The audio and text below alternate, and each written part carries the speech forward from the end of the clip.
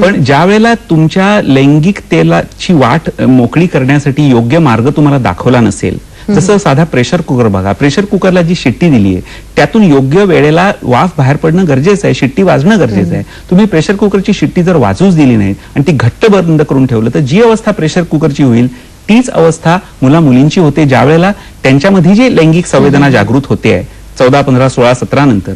त्याला वाट मोकळी करून देण्याचं जर आपण त्यांना योग्य मार्ग दाखवला नसेल तर मग त्यांच्यामध्ये जे होतं त्याला आपण विकृती म्हणतो. जसं स्फोट होईल प्रेशर कुकरचा, का तर योग्य मार्गाने वाफ बाहेर निघाली नव्हती. त्याप्रमाणे योग्य पद्धतीने जर ह्या लैंगिक उत्तेजनेचा जर निचरा होऊ त्याचं शिक्षण आपण जर मुलांना देऊ शकलो नाही तर मग त्याचं रूपांतरण विकृती निर्माण होण्यामध्ये हमखास होतं. आणि अशा विकृत्या निर्माण होणं जर आपल्याला टाळायचं असेल तर मुलांना योग्य वेळेत लैंगिक शिक्षण देणं हे फार गरजेचं आहे.